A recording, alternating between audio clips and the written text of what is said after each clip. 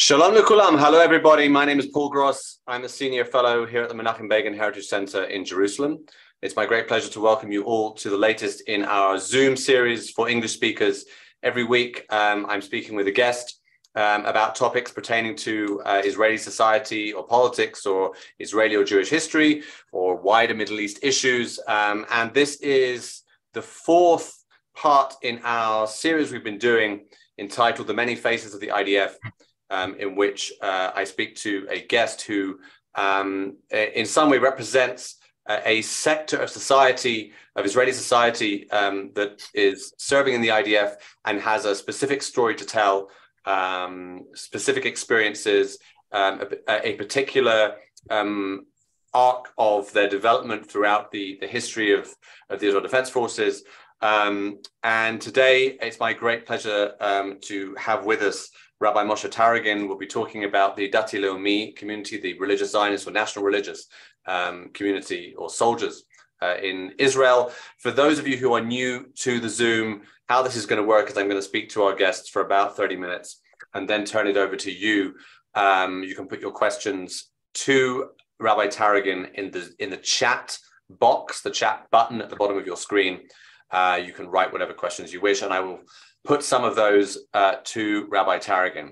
So let me introduce our guest. Rabbi Moshe Taragin has been a Rosh Midrash at Yeshivat Har Etzion and Gush Etzion for the past 30 years. He has rabbinic ordination from the Rabbi Isaac Elchanan Theological Seminary, a BA in Computer Science from Yeshiva College, and an MA in English Literature from City University. He previously taught Talmud at Columbia University. He lectured in Talmud and Bible at Yeshiva University and served as assistant rabbi at the Fifth Avenue Synagogue. Today, in addition to his position at Har Etzion, Rabbi Taragin teaches at the Stella K. Abraham Beit Midrash for Women of Yeshivat Har Etzion and Migdal Oz. He's the author of an internet shiur entitled Talmudic Methodology, which has over 5,000 subscribers, a weekly shiur on Pirkei Avot with over 1,400 subscribers, and he's delivered hundreds of audio shiurim featured on the Yeshivat Har Etzion audio Beit Midrash. He's authored a Yom Ha'atzmaut Machzor for Koren Publishing House, which I'd quite like to see actually, and is a weekly columnist for the Jerusalem Post on issues of religion and modernity. In fact, I very much enjoy reading him every week. He also authors a weekly column for the OU entitled Geulas Yisrael, and he lives in Gush Etzion with his wife and 8 children. Rabbi Taragin, thank you very much for taking time from your, we now know, very busy life to be with us this evening. Thank you. It's great to be here. Welcome, everyone. Thank you for coming. Thank you for joining. Okay, so let's start with let's start with this concept of a hesder yeshiva, which not everyone on the Zoom will be familiar with. Could you tell us what's the idea behind it? When did this concept start? Okay, great question. Great question, Paul. Let's take it from the point of origin. Part of the excitement and the challenge of returning to our homeland after thousands of years of diaspora and thousands of years of statelessness is that we're in the process of recovering lost traditions. Judaism shrunk after we lost sovereignty, we lost our temple, we lost our monarchy, we lost our homeland, and it proved to be very robust because the word of God is so broad that it's portable. So Judaism is a very portable religion, and we developed a very rich and multi-layered Jewish experience, which sustained itself not just over 2,000 years of scattered diaspora, but 2,000 years of hostility, 2,000 years of challenges to our people. But now we're back in our land. There's a whole range of traditions that were part of Jewish identity, part of Jewish consciousness, which we're in the process of restoring or reviving. Agriculture, land, statehood, governance. One of them is soldiers. They're young men who are committed to the study of Torah, who see themselves as the guardians of spiritual consciousness and moral behavior, because we believe those are national assets, that we should have an ethical and moral society. People that are dedicated to studying the Word of God should represent that type of lifestyle and inspire others, but they also fought in wars. And that tradition goes way, way back to our Avot, to our patriarchs in the story of Genesis. Avraham waged war. His son Yitzchak waged war. In fact, they were very, very fearsome warriors. That's why Nachmanides, the 13th century Spanish commentator, claims that the locals wanted to make peace treaties with them because they were frightened, because these were very, very accomplished and formidable enemies, both Avram and Yitzchak. We have records of Moses, his disciple Yeshua, King David was certainly a warrior. And probably the last strand of this scholar-soldier tradition, people who blended scholarship of Torah study with fighting on behalf of our people, was Rabbi Akiva in his great revolt against the Romans in the 2nd century. And it's exciting to me to be part of that restoration. When I think about that, I teach, and I'll explain what a hesder program is, but I'm part of recovering a lost tradition, which essentially disappeared for 2,000 years. So I think a lot about Rabbi Akiva and feeling that I'm a modern agent of that blend. So the word hesder is a bit of a misnomer. The word hesder in Hebrew means arrangement. And that implies a compromise or a dilution, or there are two values. We have a dispute, so let's compromise and we'll reach an arrangement. But what hesder is really meant to convey is that in our state, we all wish it weren't true, but in our state where we have to raise an army and man an army, we are caught between two conflicting values. And they're not just conflicting values, but there are in many ways dissonant values. On the one hand, we want to breed a new generation of scholarly, erudite, spiritually sensitive, morally aware young men, and they will hopefully raise their homes in that spirit. On the other hand, morally and practically, we have to serve in the army. Practically, for all sorts of reasons we can talk about later, we have to carry our own share of the burden. Morally, it's not fair that we should not put our lives on the line when other parents are sending their sons to war. So given those two conflicting values, and there are two other choices. People, I'm sure you probably spoke with Haredim, and most Haredim don't enlist, and they exempt themselves from the army. That's their approach. We can talk about that later. And most soldiers enter the army immediately. So we're trying to create a blend between army service and Torah scholarship. That's the goal. That's the arrangement, so to speak, which we don't see as a secondary or b'diavad in Hebrew. This we see as the ideal choice for young men who are able to handle the rigors of what ends up to be a 5-year program. They enlist for 5 years. For those 5 years, they're under the Army's control, and the comings and goings are like regular soldiers. They'd be the first to be called up in the event of calling up reserves. But out of those 5 years, they serve an abbreviated term of about 17, 18 months, and the rest of the time is dedicated to Torah study. So that's the concept. Very, very quickly, in terms of the genesis, historically, this gathered steam in 1967. It was very much a product of the euphoria of the post-Six Day War. There was a lot of excitement, and there was a sense of renewal. We have to create a new model because there really weren't hesders available in those days. There was one yeshiva, it was called Keren B'Yavne, but it didn't see itself as a pioneer of a new approach. It was just, as I said before, kids who want to learn, they needed a yeshiva to study, and that would allow them to serve in the army rather than a way to conceive of a new model. Today, there are over 77 hesder yeshivas across the country. So people aren't aware of how popular it's been. The next milestone, and with this I'll end, we'll move forward, was 73. 73 was a very important year in the emergence of hesder, because the Yom Kippur War, the hesder students suffered a disproportionate amount of fatalities and casualties, because they were in the tank units that heroically defended the Golan Heights and heroically defended. And that was a moment in which the public became aware of just how important these Kibbutz Sruga donning soldiers who were very patriotic were the army. It also led to certain changes in hesder. We can talk about that later. But that's the genesis of this revival of a tradition. It starts in 67. I don't think without the excitement and the triumphant environment of 67, hesder would have been born. It's very much a product of that, a bit messianic, you could say.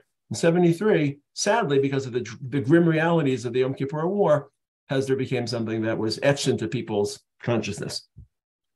Okay, thank you very much. That's really useful. So, one of the things that always strikes me when I think about the story of Dati Leumi, religious Zionist soldiers, is that the beginning of the state, the IDF, is this sort of bastion of the Zionist establishment, which is very much a secular establishment. And for Ben Gurion, it was the place where the melting pot was going to happen. And you still hear with a lot of, certainly among Haredim, a lot of the fear of Haredim being part of the IDF is exactly that they're going to be put in this melting pot and lose their religious distinctiveness.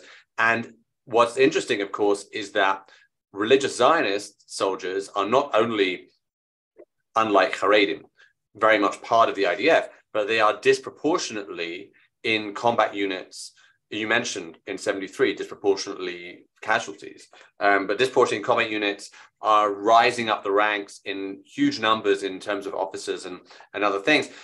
Do you think that, to what do you attribute the sort of out of proportion to their size in terms of population, part of the population, their prominence in both in combat units and in sort of senior positions in the army? Right. Great question. It's important to talk about a third historical milestone in order to help crystallize or distill your question. That third historical milestone doesn't have a specific year, but it's pitched in the late 80s. See, what happened was, in the timeline of hesders, hesder really isn't for everyone. It's very rigorous, it's very demanding, long hours of study.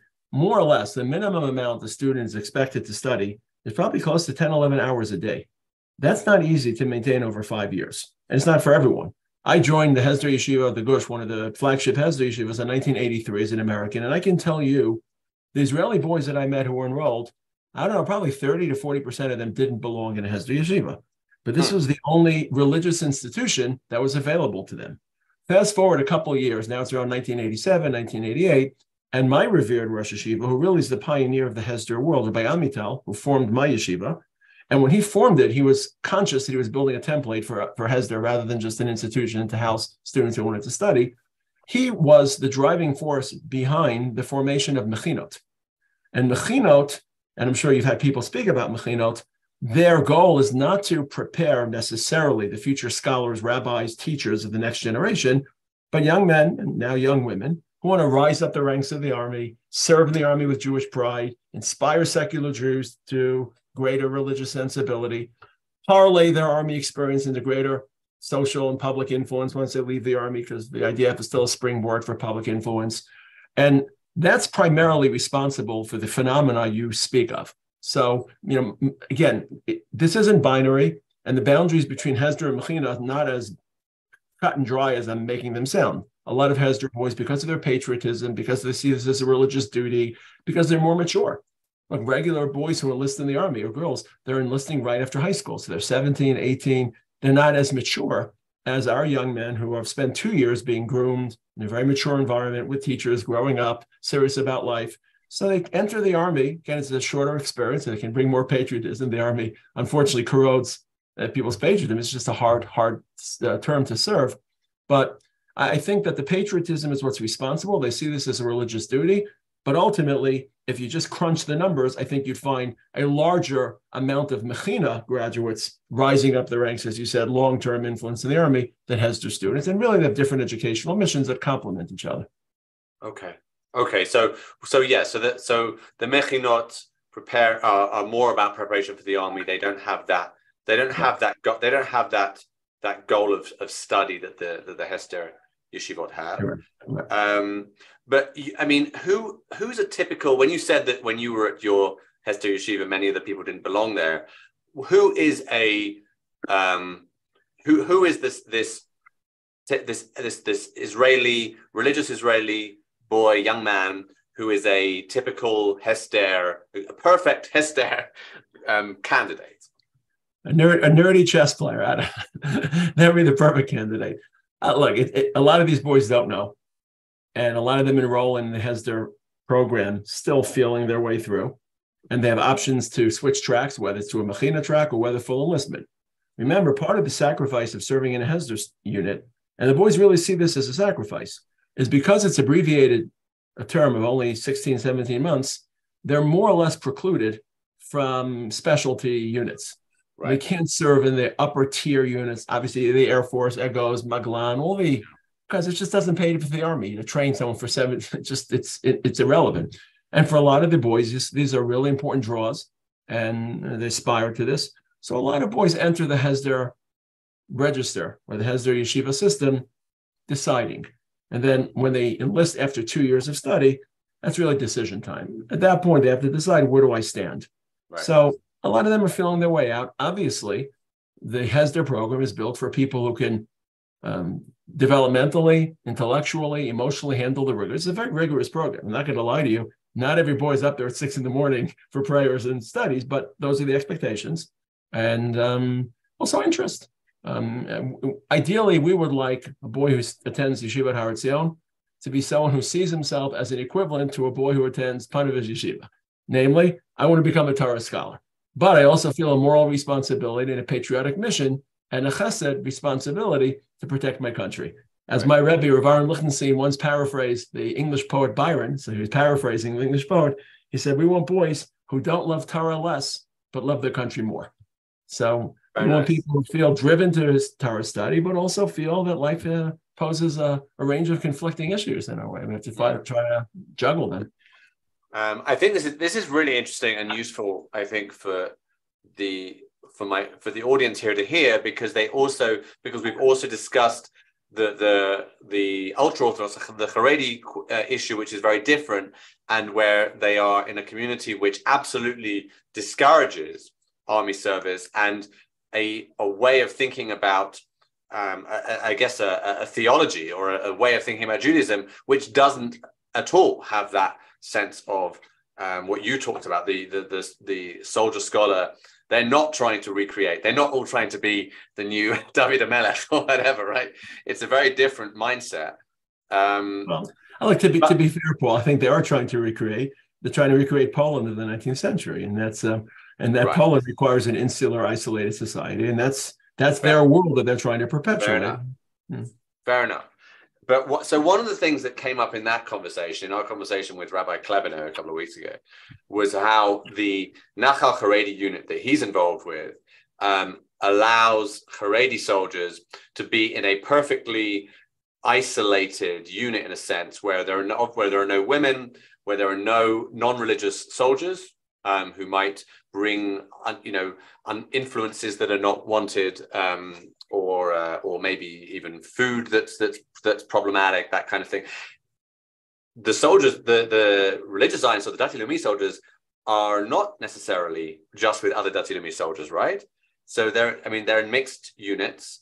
Actually, I'm making a statement here, which you can tell me if I'm wrong. But I'm assuming that's the case. I think that's the case. In which case, how do they deal with those kinds of pressures? Right. Look, it's a really important question. You're really striking at the heart of a long-running dilemma that we have been wrestling with over 20 years in the hesder world. Once the army started to offer integrated units, let's put the issue of mixed gender units on the side. That's an entirely different equation. Okay. But we can talk about it if you'd like, but should religious soldiers serve in their own insular units, or should they be dispersed? And the advantages of insularity are obvious. I don't have to state them. The advantages of being dispersed are, first of all, when people think about why religious soldiers should serve in the army, a lot of it is we need the manpower, we need the soldiers, we need the protection. I'm not sure that in 2023 we need every single soldier. There's a moral question. Why should you serve and not I serve? But if we took let's say, 1,300 boys who were enrolled in hesder, and including those the army would still survive with 1,300 boys less. I think it's also a question of, unfortunately, our country is so polarized, and religion ends up being expressed to people in ways that are so, unfortunately, I don't know who's to blame, but demeaning and disrespectful to people who don't want to be religious. The army is a great equalizer. The army is a great opportunity. There's no difference between a religious soldier and a non-religious soldier. There's nothing smug or pretentious about it. And if you enter the army as a soldier and you're able to display religion in a humble and non-presumptuous way, where you're working just as hard as your compatriots, it's a really great opportunity to showcase religion the way it should be, to wear it the right way. So I'm not sure which is the more compelling issue. Should we send boys to the army because we need the tank commanders and we need the rifle, and we need the snipers, or should we send boys to the army just because we just need to showcase to we're one family? Unfortunately, we're losing that in the current political crisis, but we need to show religion in its best face in the environment in which it can be conveyed without the stigmas that sometimes people bring when it's conveyed in a more threatening manner. But it's a real issue. So when you're dispersed amongst mixed units, you have a better opportunity to display religion rather than if you keep your own insular units. By and large, just to summarize, by and large, the current state of affairs are that most of the hesder students, and I'll talk about the third leg of the table in a moment, because we spoke about hesder and mechina, there's really a third leg. Most of the hesder students serve in what's called Banish. Banish is an acronym for B'nai Yeshiva. They serve in Banish units, so minyan is the given, Shabbos is a given, Kashrus is a given, Talmud Torah, when available, is a given, but they serve in broader plugot or broader machlakot. So those that know the army jargon, there's a kita, which is 12 or 14. I have kids who've served in the army, machlaka, which is about 40, and then there's pluga with 256. So they don't know the exact details. So we're not going to have an entire pluga of 256 religious soldiers. We'll have one or two classes or units within. We should mention, just to give an overall survey, there really is a third leg to this national religious table or institutions that offer opportunities to blend Torah at some level in army service. One is the hesder, which we're speaking about tonight. One are the mechinot, which we mentioned before, pre-army institutions to prepare for army. And one is the entire string of Rav Kook yeshivos. Yeshivot such as Merkaz or Beit El or Har Hamor or Eli or all the, well, Eli is half yeshiva, half mechina. What differentiates them from hesder is hesder you enter and is a very clear and structured course. 2 years of study, 1.5 years of army, 1.5 years of study. Again, those that go to officers training have a little more army, less army, but that's the basic track. If you attend, let's say, Merkaz Harav, Rav Kook's yeshiva, or you attend Har Hamor, one of the Rav Tau's yeshiva, he's been in the news recently. So essentially, you learn as long as you want. You decide your own track. I want to learn 5 years. I want to learn 6 years. I want to learn 3 years. I want to learn 2 years. And when you feel you're ready, then you approach the army and you say, no, I want to serve in the army. So the advantages of that are very personalized. You make your own diet, your own menu, and you can extend your learning beyond the, you're not forced to truncate it after 2 years.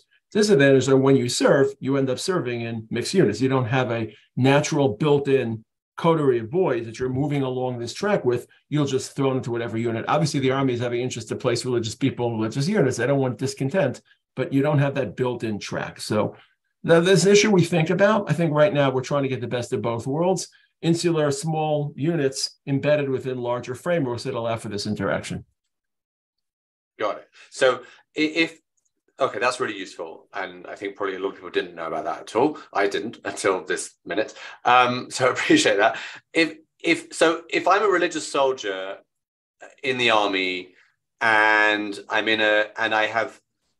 there's other soldiers in my unit who might not be religious, how for example, can I be guaranteed a minyan if I want to daven? Do I know for sure that no one's bringing unkosher food into the kitchen? Like these kinds of things. Are those things, how are those things dealt with? Those kinds of questions dealt with? Like it isn't easy. It isn't easy. Again, depending on where you are. Some boys, for all sorts of reasons, those who aren't combat suitable, so they'll serve in intelligence, so they'll serve in supply and control, CDC, control and command areas. And by definition, they won't be with religious soldiers. They'll just be placed amongst non-religious. And for them, issues such as, I don't think the kosher food is really an issue because, look, you have to be really, really dedicated to not eating kosher food in this country, especially in the army. Like you really have to be a very, very, very malicious person to bring in on all the food is kosher. So I don't think it's the kosher food. It's more on the margins. It's minyanim that aren't always immediately available. Shabbat issues are very, very common. From the army standpoint, and from a purely halachic standpoint, anything necessary to save a life warrants Shabbos violation. Sure. It's hard to know, from in your commander's mind, everything warrants that because every single training mission is absolutely necessary. And it creates a lot of tension and uneasiness for the boys. And quite frankly, even when the boys are out on legitimate missions that warrant Shabbos violation, it's hard. You've kept Shabbos your whole life. It's part of your routine. It's a complete shift in your consciousness and what you feel. And we try to guide the boys through that. Look, I think you didn't really raise this question, but I'll use your question as an opportunity. Please. I think there are two different approaches in the hesder world. And you're starting to see some of those tensions emerge, unfortunately, in the current political situation, which we're not going to talk about, but they're latent within. Is how do you relate to institutions of government when they are different and discrepant with your values? So my tradition of my Rosh Yeshiva, Rav Amital, and Rav Aaron Lichtenstein, is what I call institutionalism. These are our institutions. They're symbols of our common government. We have a sacred partnership with secular Israelis. And therefore, we differ, we disagree, we argue, we can call out officers for enforcing Shabbos violation. I've been in staff meetings in my yeshiva where we felt the Army's demands were too strict and too rigid and would deplete our educational agenda. But in the end of the day, these are our institutions, these are our symbols, this is our prime minister, this is our police, this is our army. At the end of the day, you don't create a wildfire, you don't create a clash. You try to work together to solve your issues. I think that over the last 20 years, especially given all the tumultuous events in the national religious community, disengagement from Gaza, the Emunah, all these things have created an anti-establishment wing. Yeah. And then when Shabbos desecration is a little bit spurious, it leads to confrontation and to disparaging and to dismissal. It's not my tradition, but these are tensions that are very, very incendiary. That's a really great point, because I think, especially, and we're not going to get into it now, we're really not, because I think everyone's had their fill of the current matzav, the current situation, but they can read about it in the news. But I think you make a really great point that these issues of division and tension between different sectors are obviously not new. They didn't arise with this government and these reforms, and the specifics of the religious secular, or let's say religious Zionist versus secular thinking is there are many issues, and as you say, I think this question of to what extent the state and the government and whichever prime minister is forcing religious Zionist soldiers to act against their values. These things obviously create a lot of tension, and create, I think, questions for leaders like yourself as to how to deal with that and how to balance. Because unlike the Haredim, for the Dati Leumi rabbis like yourself, the state has religious value. That's a big difference. I want to just encourage people to ask questions, because I'm going to start turning to questions from the audience soon. So please write those into the chat.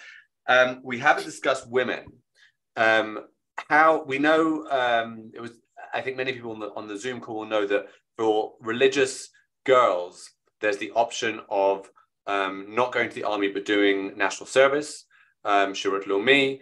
But for those that do the army, how is that dealt with? How are the specific issues that affect, or that might affect religious women, the specific challenges, how are those dealt with by the army? Okay, so I'll only speak. There's an old Yiddish expression from Europe, from the yeshivos in Europe. For those of you in the audience who speak Yiddish, I'll say it in Yiddish. It'll translate: "Vivas veis zak nish, vivas zak veis nish." He who speaks doesn't know. He who knows doesn't speak. So you know what you know. You know what you don't know. Okay. So I don't really teach in women's institutions. We have a sister institution where, thank God, we have hundreds of young women. Many of them serve in the army. But I teach once a week for an hour. I'm not really intimately aware. But I'll give you the general mapping, the general zoning. A lot of religious women who choose to actually enlist in the army as opposed to their national service, they'll choose areas in the army that are pretty close to national service, namely educational roles, siddur religious opportunities to help out religious fairs, clerical work, maybe even mental health therapy, areas in which basically you could be serving your national service in a psychiatric ward in Beilinson Hospital, or you could be in an army base helping soldiers deal with the day-to-day routines by buying chocolates for them or helping them more educationally. And in fact, many women have chosen the army because they just feel that it's more of a contribution. The army is, quite frankly, better run than the national service organizations, which are not exactly institutionally sound. The real issue is where young women are choosing certainly combat units, which create certain environmental, even halachic issues of tzniut for young men and young women. It's not a question uniquely to women. And also areas that, let's say, will place them into situations not necessarily in combat units, but are far afield from education, mental health support, religious support, army spokesmen and army. So they're not necessarily in combat units, but then they move to places where they're not in a setting that, let's say, supports their religious growth. And then that's something, look, I mean, you alluded to this before, that when you used to get to certain questions, I don't think the army really shifts people from being religious into being non-religious. I think it just amplifies people's predilections. I think young men and women that are struggling with religion, I think in the army, it's very corrosive and are not able to recover. Young men and women who are strongly committed find that the army amplifies. It's something that Rabbi Mital, I once asked him about. As much as you can say, who kept their faith, not to God forbid, compare the Holocaust to the army, but just structurally. I asked him, who kept their faith in the Holocaust? My Rebbe went through the Holocaust. He said, as far as he knows, this isn't a scientific study. I'm sure we all know people who are strongly committed that lost their faith, and you don't judge any person till you walk a mile in their shoes. But he said that people who are strongly committed before the Holocaust didn't affect them as much, and people who weren't. That's my feeling about the army. You could make a counterclaim, and I think a Haredi would say this, that even if those facts are true, why don't we protect those who are struggling religiously? And part of that protection is not thrusting them into a hostile environment so that they have time to iron out the kinks and to find their religious identity. That would be a fair statement, because I think the dropout rate religiously in the national religious world is much higher, at least than it seems to be currently in the Haredi world. So that would be a fair counter argument. Okay, that's very helpful. I'm gonna start going to the questions. People need to start writing questions in, guys. We need some more questions. I want to go to Shmuel's question, who wants to know your views about mixed units, religious and secular units. His question is actually, do you think the IDF should encourage mixed units? He even includes Haredim in that mix. So you can relate to that question as well, but certainly religious and secular. And if you want, you can also relate to the question of whether Haredim should be part of that as well. So mixed as in Haredim and non-Haredim and secular and religious, not in terms of men and women, yes, or also men and women? Yes. I think he just means religiously mixed, not men and women. So it's what I alluded to before. On the one hand, let's talk about religious and secular. The insularity creates religious accessibility, minyanim, Shabbos environment, everything that we're looking for our boys to continue to enjoy and continue to experience. And the mixed units provide opportunities for interaction. And by the way, I teach boys when they come back from the army, and I try to process what their army service was like. And I'm teasing it out from them. I'm tweaking it, but I think it's internal. I want them to see the army as an opportunity, not just to protect our country and not just to inspire secular Israelis to be more religiously sensitive, although those as well, but also I think they're meeting wonderful people who happen to be secular, and they can learn from their values and their patriotism and their commitment. And it's a learning experience also. And I think it's very patronizing to say, just go off to the army and inspire the natives rather than go to the army, meet people a little different from yourself. And you'll meet some people who are upstanding and noble, some people who maybe a little bit less principled, and you'll have to learn to deal with the real world. So those are the advantages of split. And as I said before, I'm more comfortable with that box within a box. Namely, the kitot, the smaller units, should be homogenically religious to provide all the services. But again, life in the army is so interactive and it's so dynamic. You're going to come across secular soldiers. You'll come across secular officers. There's no way to create full insulation. I don't know what the Nachal Haredi does, but unless you're creating a completely separate platoon and a completely separate base, everyone's going to be eating together, living together, keeping Shabbos together, using the latrines together. So inevitably you'll have the mix. In terms of Dati Leumi and Haredim, I'm not educated enough, exposed enough to know what the Haredi system is. My impression as an outsider is that it's still a very, very, very marginal group of Haredim that are serving in the army. People who more or less have fallen out of the Haredi system, fallen out of society in general, are on the margins of society. In many cases, the army is a reclamation project as well as an opportunity for them to serve. If not, they wouldn't be serving the army. They wouldn't be in Panovich or Hebron or learning. They'd probably be on the streets attending to lesser, most of them, from what I've heard. So I'm not sure of that question. If you told me that Panovich, the legendary Haredi Yeshiva in Bnei Brak, were sending a delegation of 400 of its best boys to serve in the army, I would love for my boys to serve in units with them, because these are wonderful boys and wonderful opportunities for interaction. I don't feel that that's a relevant question, given the fact that it's just marginal. It's really people on the margins. Right. Yeah. I mean, I think from the conversation we had with Rav Klebano, it was what he was saying was essentially the people he's in the Nachal Haredi units are basically those who don't necessarily want to leave the Haredi world, but but the army is a stepping stone to a life beyond the yeshiva and beyond the kollel. Right. And it's after that they can then try and get the education they didn't get before and get a job and that kind of thing. So I think it's a different, and you're right for sure that it's obviously a very small minority of the Haredi Haredi men. There's a question here.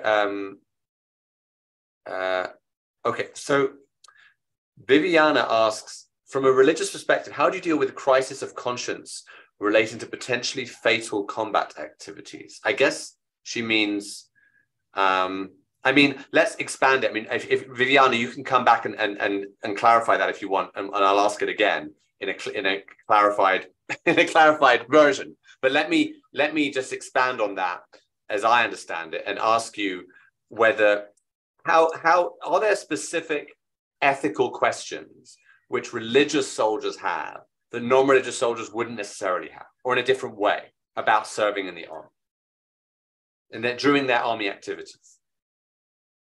Look, I think part of the question is that the conflict between army and Torah study is not just hours and months and years dedicated to one at the expense of the other, but you're essentially building different character traits, you're flexing different muscles.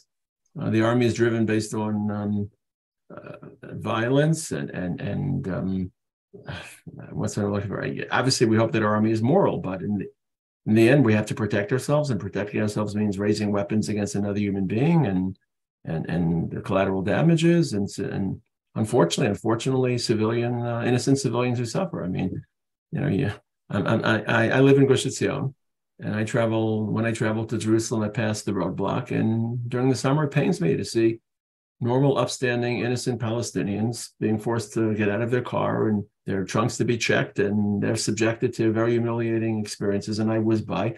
I wouldn't for a second suspend the roadblock, because amongst all those innocent Palestinians, there are a few who are violent and are committed to violent acts. So I think you can, on the one hand, be moral and morally sensitive and conscious of human beings and human dignity, but also realize that we're fighting a war. We're not engaged in a genteel debate about cultural values and the future of mankind. But in the end, the army develops different. The army depersonalizes. It takes away individual autonomy, individual thought, takes away individual choice, subjects you to the whims and the caprices. And we all know at boot camp, which is called tironut. The tironut, you can't breathe, scratch your eyelashes, and look at anyone without the permission of your commander, because boot camp is geared towards building absolute, unquestioning discipline, which is necessary for army life. That's not really the way that we structure the life of a God-fearing religious Jew. You don't take your commands from any man, and you only look to God and only look. So there are a range of different traits, attitudes, mentalities, moments that clash. But you know what, Paul? It's like life. Life has those conflicts, and we hope that our boys at this age know that life is not binary. It's not one or the other, but it's learning to juggle and learning to find the resolution. And so I think maybe that was her question. And it's something we're sensitive to. And look, I'm thrilled to teach the boys right when they return from the army. So their heads are still full of army mentality, army experiences. And I have to be very, very gentle and very artful in how I bring them back into the world of Torah and how I bring them back into the world of spirituality. Too much enforcement and too much didacticism. They've had that already in the army. They need to have space. They need to have time. On the other hand, I want to motivate them. I want them to work hard. So it's not easy. It's not easy to move back and forth between army life and yeshiva life. But unfortunately, this is our challenge under the current situations. I wouldn't have it any other way. Yeah. Okay. I do want to say to people, I know that some people have written, a few people have written in comments, which are not really questions, but are statements or comments, which they're perfectly entitled to write, and people are welcome to read those people's thoughts. They can use the chat for that as well. But I don't want to put those so much to our guests, because they're not really questions. So please ask questions. If you ask a question with a question mark at the end, then I will put it to Rabbi Taragin. I want to ask you, because it hasn't really come up, the specific institution where you have been for 30 years, Yeshivat Har Etzion, has a very, I would say, I think it's fair to say, a sort of elite reputation in the world of of hesder yeshivot. Can you tell us something about your specific institution, when it was founded? Can you tell us something about Rabbi Amital, who I know a little about, having read his wonderful biography? I forget the name, autobiography. I forget the name of it, which I recommend to everyone. But can you tell us a little about him and the institution he founded? Well, good question. I'm happy you raised it. The name of the biography is By Faith Alone. By Faith Alone. In English, and you can buy it on Amazon. It's I'm batting 1,000. Everyone I've ever recommended the book to has told me it's one of the best books they've read. It's a fantastic book. Yeah. So for those who are listening, I would put it on the bookshelf near like Dreamers or all those types of books, which that's sense exactly of how to state. Merchus. Here's what you need to know about the founding of this yeshiva. I mentioned before the 6-Day War. The 6-Day War, amongst everything else, and all the Messianic spirits and all the spiritual religious revival, the 6-Day War was also the return of our people back to a land that a lot of blood had been spilled in 48 protecting. In 48, the Gush area, Gush Etzion, was in Jewish hands. And this is the history that many people know, but I'll just summarize it very quickly. And about 250 soldiers towards the end valiantly defended the Gush against Arab encroachment to the south. Had they not defended, and those 250 were unfortunately executed when Gush fell, had they, the day before the Independence Day, 48, so had they not defended the country, then the center of the country would have been gutted. Basically, people were attacking from southern Jordan and Egypt, and they had to defend the south. Tzvat played a similar role in the north. All the heroic stories you hear in 1948 about people in Tzvat shooting false cannons, making the Arabs believe it was a nuclear attack, all those stories. Tzvat was effectively the Gush of the north, and Gush was the Tzvat of the south. Had we not held those two areas, the country center would have been pulverized. And unfortunately, in 1948, we lost the Gush. And people still remain very committed to it. The orphans of those who were executed would gather like every Friday and climb the tallest tower in Jerusalem, try to look back at their homeland, their previous home, and say, one day we'll return. And then all of a sudden, 19 years later, everyone comes back. And there are legendary stories about the day they walked back. They went to their parents' graves in the Mount of Olives, and they said, we're going back. And they passed by Rachel's tomb, and they prayed to Rachel. Rachel can stop going. It's a very, very iconic moment.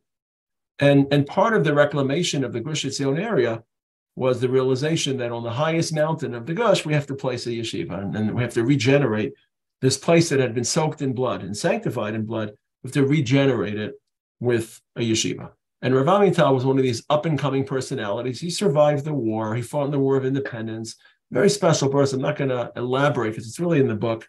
And then the second part of what made Yeshivat Har Etzion the jet fuel, I call it, is a few years later, he brought probably one of the greatest Talmudic scholars of his day, Rabbi Aaron Lichtenstein, to join him as a Rosh Yeshiva.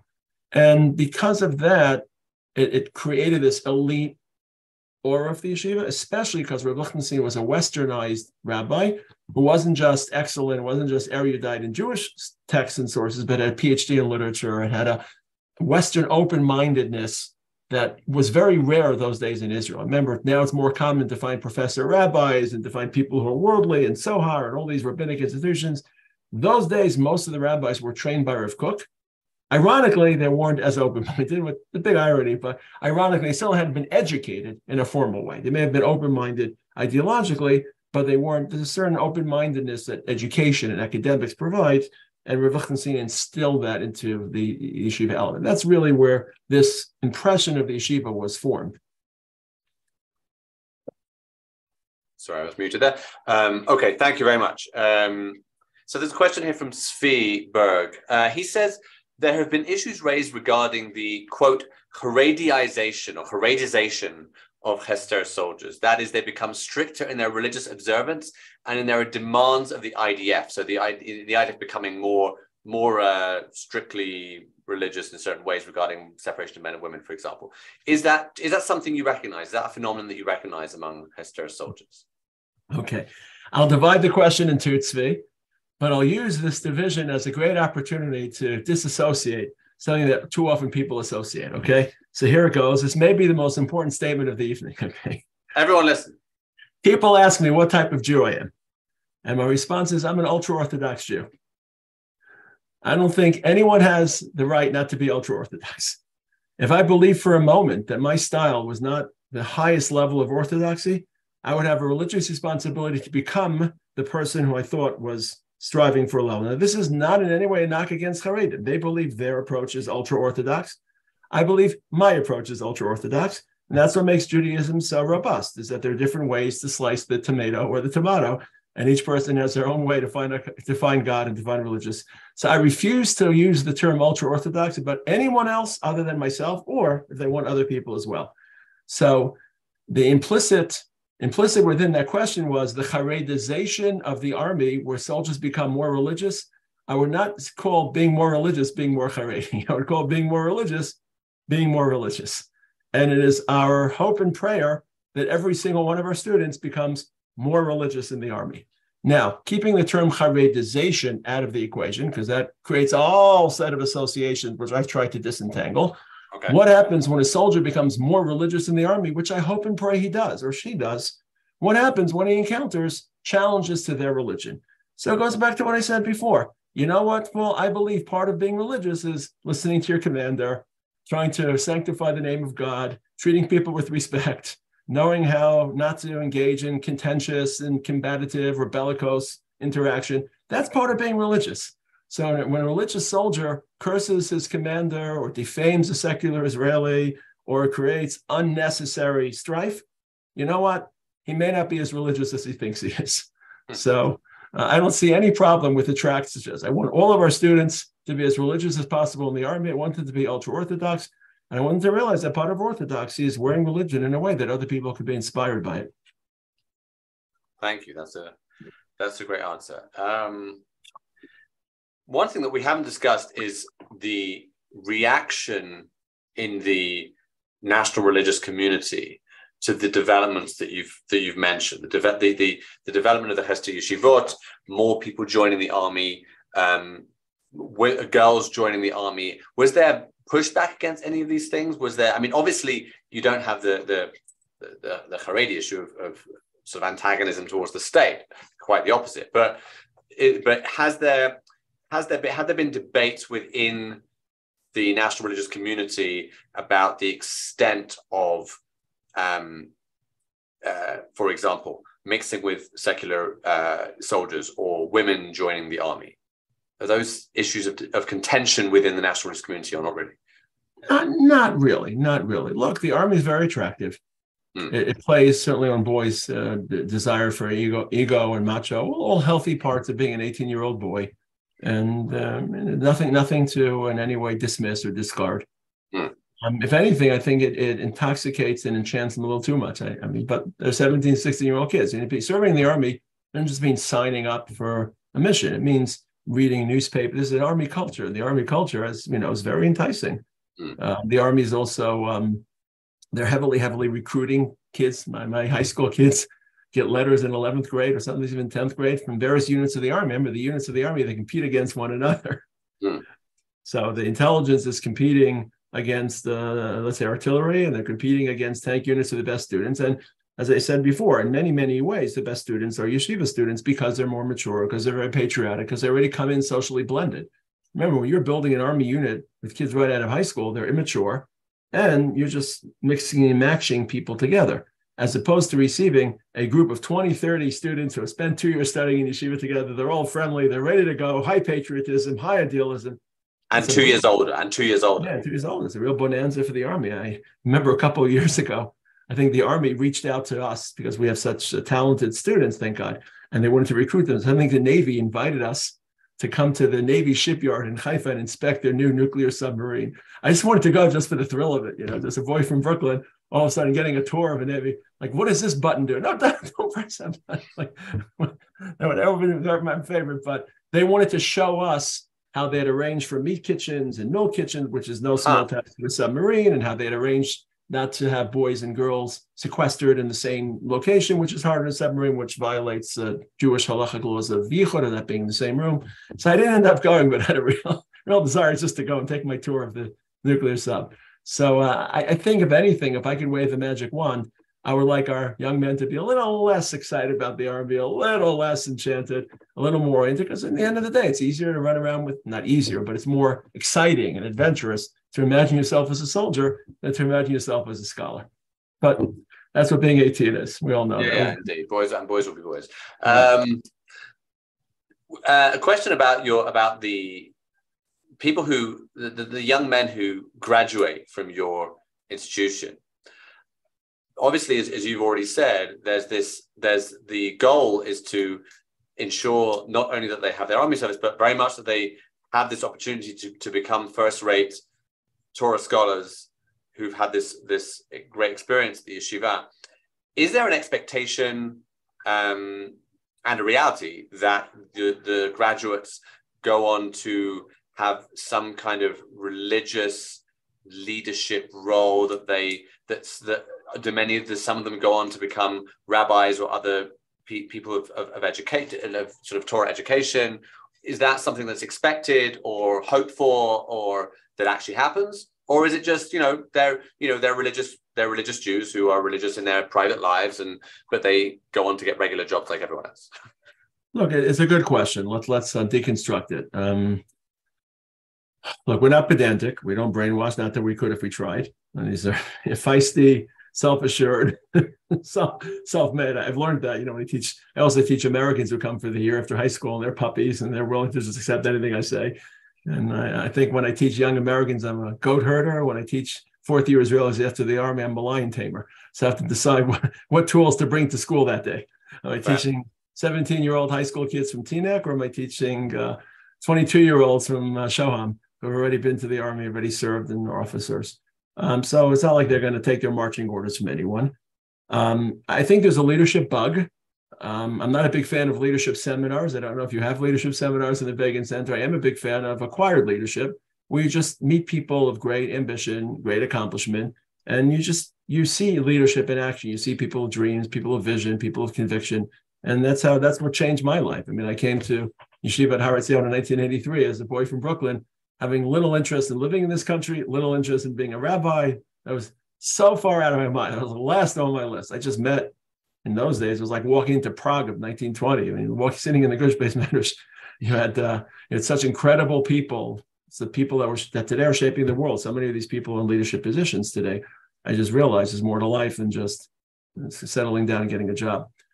So we would like them to be leaders, as you alluded to before. The question of entering formal fields of rabbinics or education is a touchy question, because on the one hand, these are very, very talented boys, and their talent also opens other professional horizons for them. It's not like they're choosing between chinuch and education, or opening a pizza shop or opening a restaurant.